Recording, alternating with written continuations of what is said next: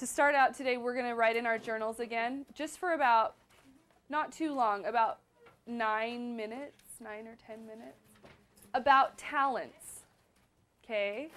With the definition, with the understanding that talents are things that we can do well, some kind of ability or gift that we have.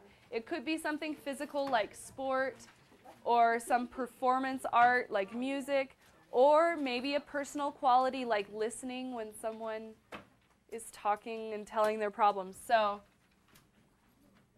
I have 2 questions for you to answer. What talents do you have?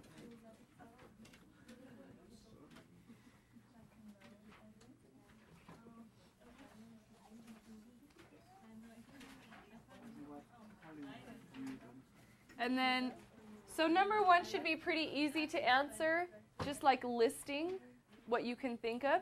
And then number 2, what talents do you wish you had and why? Okay.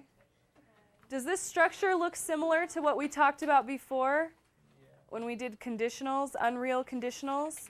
So you're talking about,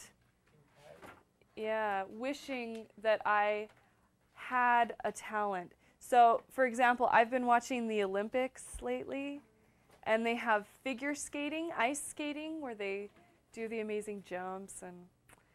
And when I ice skate, I look like really not beautiful, not graceful movement, terrible, and I'm really nervous and scared the whole time. So I could say, I wish that I could ice skate, or I wish I had the ability to ice skate, using the past tense of can or the past tense of the main verb to show that it's not true. I don't have that talent, but I wish that I did. Okay, kind of the subjunctive form. Okay, so 5 minutes. Okay, and then this sheet that you just got, this is a quick review / practice that we're going to do in partners.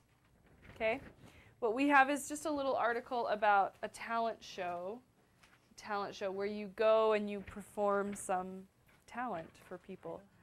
A lot of times we'll have talent shows at schools, like we're going to have at the ELC.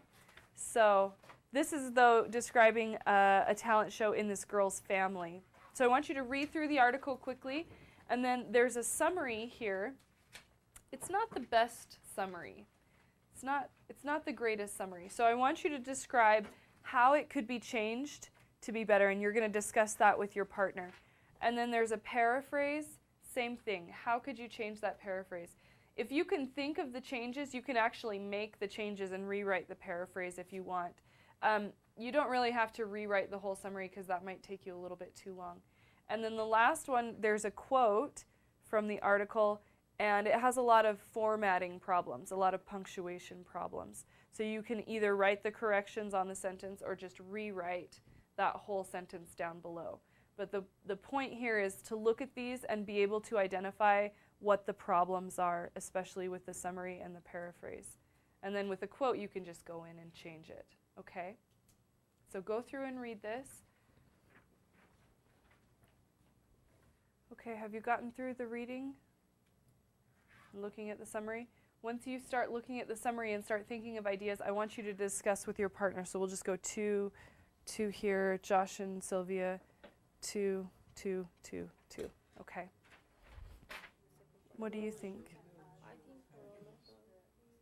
Yeah, because it's supposed to summarize the main points from all of the paragraph. And if you look at, there's only 3 paragraphs total, so this is a third of the whole article. So that's a big part of the article. That's a major idea in the article. If we say then that 1 page you want. Yeah, that would be a good summary of that paragraph. Yeah. Uh-huh.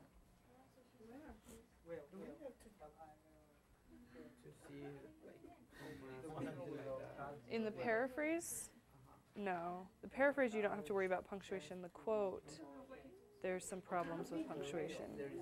There's several problems with punctuation and formatting.